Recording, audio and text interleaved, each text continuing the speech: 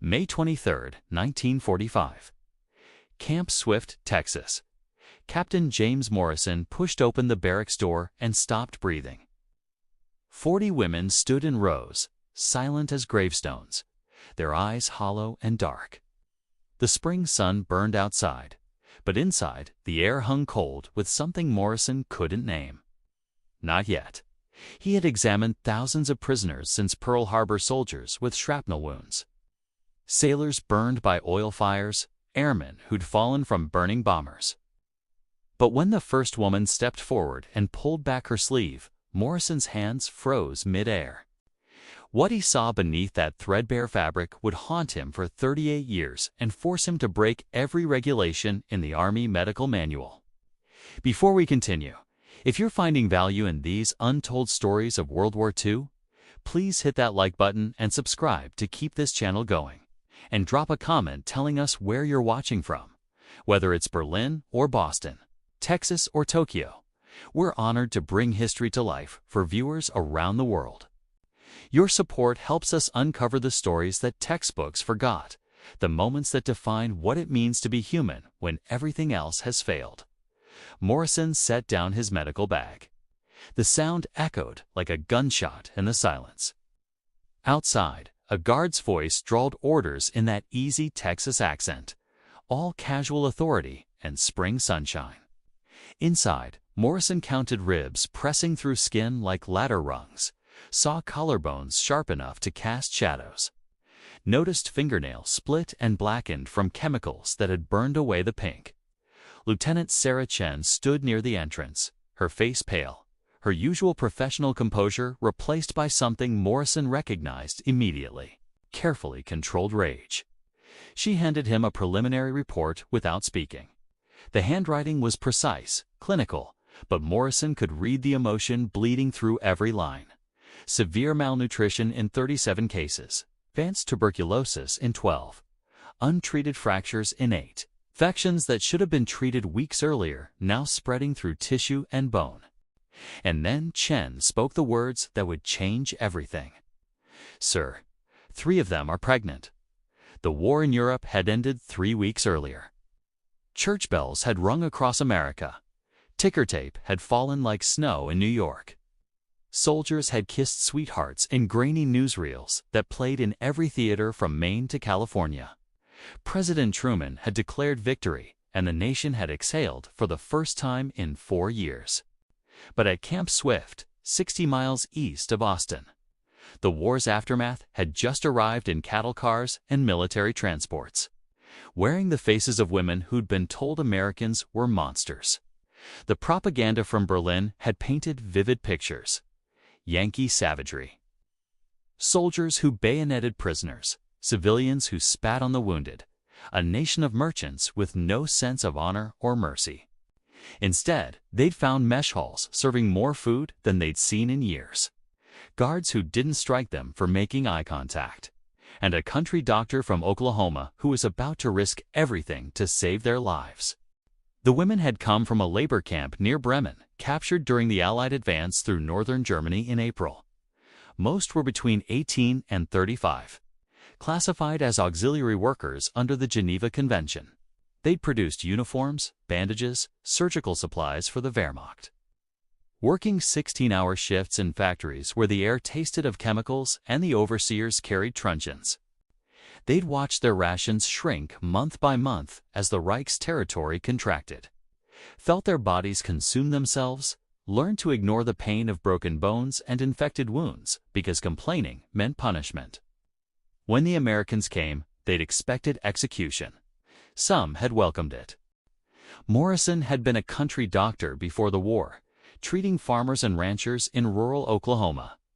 He knew malnutrition when he saw it. He'd treated it during the Dust Bowl, watched families waste away when the crops failed and the banks foreclosed.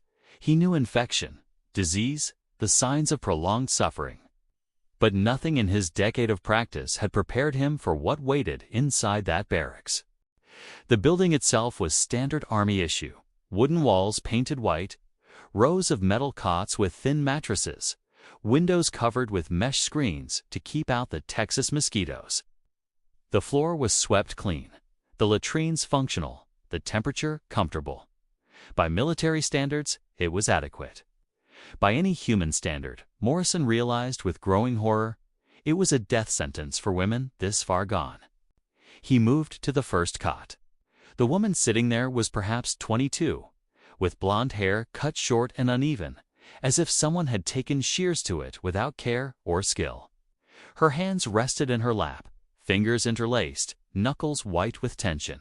Morrison spoke in careful German, the language his grandmother had taught him in an Oklahoma farmhouse that smelled of bread and wood smoke. "My name is Captain Morrison. I'm a doctor. I need to examine you to make sure you're healthy. Do you understand?" The woman nodded. Her eyes were blue, ringed with shadows so dark they looked like bruises painted on porcelain. When she stood and removed her jacket, Morrison counted her heartbeat, too fast, fluttering like a trapped bird. He listened to her breathing, shallow and labored, with a wet rattle deep in her chest that suggested fluid buildup. Tuberculosis, almost certainly. Advanced stage. Without treatment, she had perhaps 3 months. By noon, Morrison had examined 15 women. The pattern was consistent and damning. All showed signs of prolonged starvation that went beyond missed meals. This was systematic deprivation.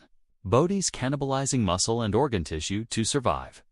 Several had injuries that had healed incorrectly, broken bones that had set at wrong angles, creating permanent deformities. One woman had a compound fracture in her left arm that had somehow mended without surgical intervention, leaving her with limited mobility and constant pain. She was 23 years old. Morrison stopped at the 20th examination and walked outside. The Texas sun blazed overhead, turning the ground into a shimmer of heat and dust. He stood there for several minutes, breathing deep, trying to steady himself against a rage so pure it made his hands shake. Chen followed him out, carrying 2 cups of coffee, despite the temperature. "They're dying," Morrison said finally. His voice came out rough, barely controlled. "Half of them have tuberculosis. The others are so malnourished they're at risk of organ failure. And those 3 pregnant women, ... He stopped, unable to finish the thought.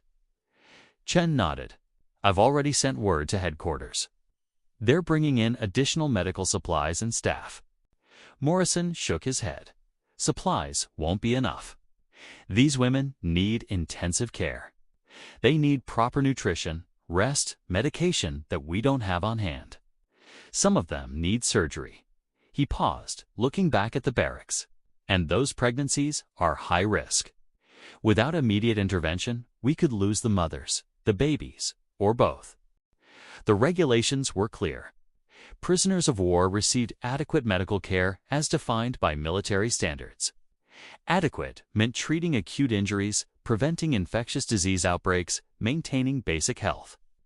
It did not mean intensive intervention. It did not mean prioritizing prisoner care over military personnel. It certainly did not mean dedicating limited resources to saving the lives of women who had worked for the regime that started this war, whose factories had produced the bandages that wrapped American wounds and the uniforms worn by soldiers who'd killed American boys.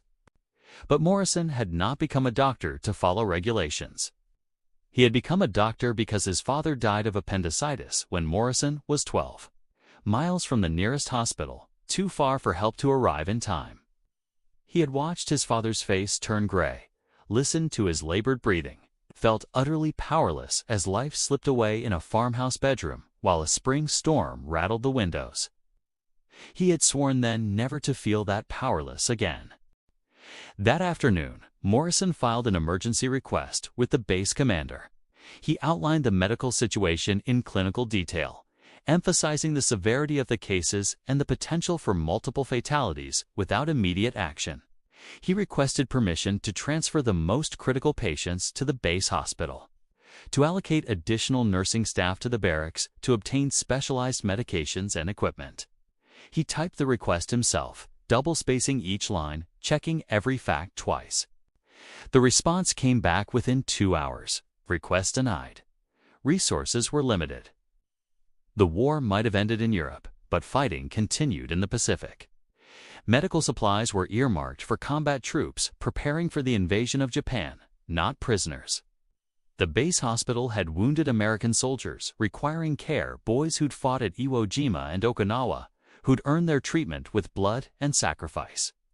Morrison was authorized to provide basic treatment within the barracks using available supplies, nothing more. Morrison read the response 3 times, his jaw tightening with each pass. Then he folded the paper, placed it in his desk drawer, and walked back to the medical barracks.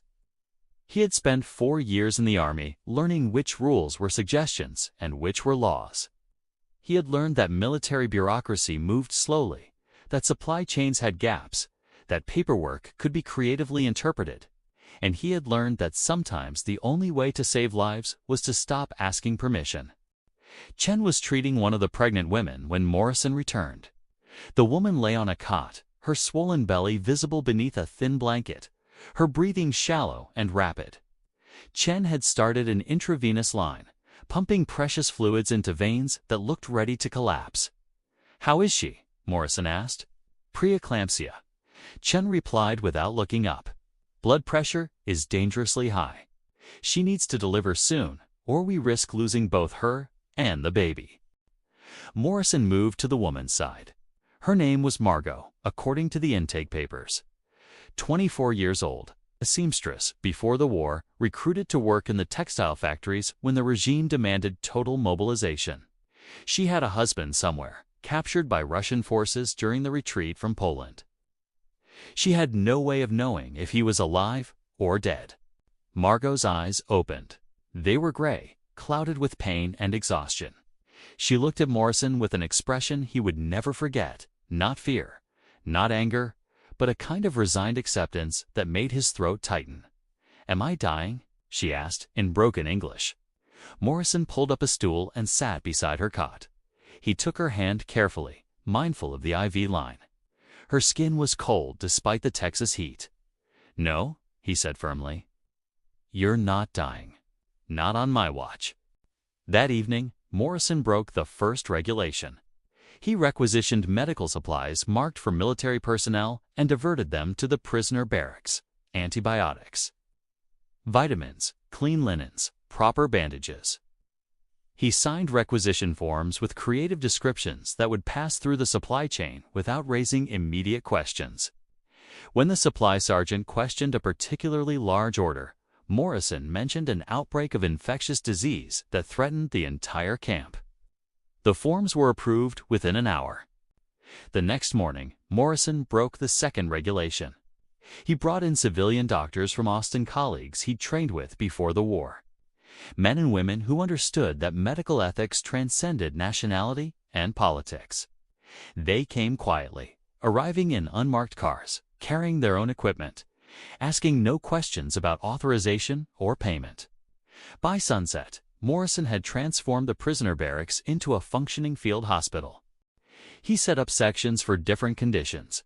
One area for tuberculosis patients, isolated to prevent spread. Another for general malnutrition cases, with carefully planned feeding schedules to prevent refeeding syndrome.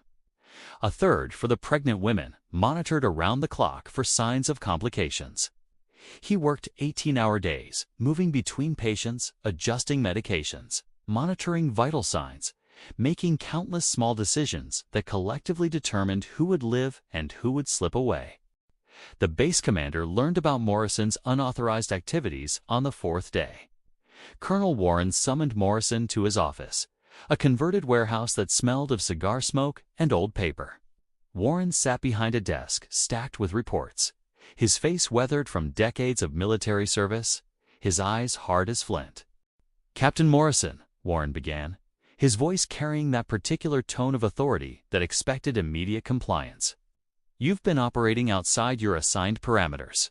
You've diverted military supplies, brought in unauthorized personnel, and exceeded your medical authority." He paused, letting the words settle. "Do you have anything to say in your defense?" Morrison stood at attention, his mind racing through possible responses. He could apologize, claim ignorance of regulations, promise to comply with orders going forward. He could protect his career, avoid court-martial, maintain the military discipline that held the entire structure together. Instead, he said, "Sir, with respect, those women are dying. I took an oath to preserve life. That oath doesn't come with footnotes about nationality or prisoner status." Warren leaned back in his chair. For a long moment, he said nothing, simply studying Morrison with an expression that might have been anger, or might have been something else entirely. The silence stretched like wire pulled taut. "Do you know what this looks like?" Warren finally asked. "An American officer prioritizing enemy prisoners over his own soldiers, using military resources to save the lives of women who worked for the regime. The press gets hold of this, Morrison, and you'll be crucified. So will I, so will everyone associated with this camp." "Sir," Morrison replied, keeping his voice steady, "if the press gets hold of the fact that we let 40 women die in our custody when we had the means to save them, the outrage would be considerably worse." Warren's expression shifted. Something that might have been a smile flickered at the corner of his mouth, gone before Morrison could be certain it was there. "You're a real pain, Morrison," Warren said, "but you're not wrong." He pulled out a form and began writing. "I'm issuing you authorization for continued medical intervention. You'll report directly to me on all activities. You'll maintain detailed records. And if this blows up in our faces, I'm throwing you under the bus so fast it'll make your head spin. Understood?" Morrison felt tension he hadn't realized he was carrying drain from his shoulders. "Understood, sir. Now get out of here and save some lives." The tuberculosis patients improved slowly. Fevers dropped, coughing eased, and color returned to gray faces. Women who had been bedridden now sat up, stood, and walked with assistance. The malnourished required careful feeding. Too much food too fast could kill them. Morrison built gradual meal plans and watched their weights rise, flesh returning to bone. But the pregnant women worried him most. Margot's preeclampsia stayed unstable. Lena's baby showed signs of poor placental flow. Anna had a spreading infection threatening both lives. Morrison called an obstetrician from Austin, Dr. Patricia O'Brien, who examined them and gave her blunt verdict. Margot needed delivery within 48 hours. Helena might last a week, and Anna needed immediate surgery. They operated on Anna first. The infection had spread through her pelvis, and the 3-hour procedure pushed the limits of their makeshift setup, but she stabilized. Overnight, Margot deteriorated into seizures. At 4 a.m., Morrison called for an emergency cesarean. Working by lamplight, O'Brien guided him through the procedure. The baby emerged, blue and silented. Till Chen suctioned his airway, and a thin cry filled the room. They named him Thomas. Helena delivered 4 days later, and Anna 3 weeks after that. All 3 babies survived. By midsummer, the change was unmistakable. Women once skeletal now walked with strength. Lungs cleared, bones healed, infections vanished. 3 infants slept in improvised cribs, their mothers alive against all odds. Word spread through the POW network, the American doctor who saved enemy women. Morrison, watching a Texas sunset, heard Chen say softly, 40 women, all alive. All alive, Morrison nodded. The number felt both enormous and impossibly small. 40 lives saved against millions lost. A tiny victory in a war that had consumed continents. "Do you ever wonder if it was worth it?" Chen asked. "Breaking all those rules, risking your career, spending every waking hour fighting regulations and supply chains and military bureaucracy." Morrison thought of Margot asking if she was dying, of Thomas's first breath, of Helena's daughter's cry, of Anna's son's fierce will to live. He remembered the women who now walked unassisted, who sometimes laughed, who sang German folk songs when they believed no one listened. "Every day," he replied. And every day, the answer is yes. The war ended that September after weapons so devastating he struggled to comprehend the reports. As the world began rebuilding, the German women were repatriated to a homeland transformed. Morrison received letters. Margot reunited with her husband and Thomas. Helena became a teacher, raising her daughter in a country confronting its past. Lena emigrated to Canada and rebuilt her life. Morrison served 5 more years, then returned to Oklahoma to practice rural medicine. He never spoke of Camp Swift, but in his office he kept one photograph: 40 women in the Texas sun, 3 infants in their arms, and in the corner, Morrison and Lieutenant Sarah Chen in white coats. He died in 1983 at 74. His obituary mentioned service and community, not the rules he broke to save lives. But 3 elderly women traveled from abroad to place 40 white roses on his casket, quiet proof that compassion, even in war, can ripple across generations.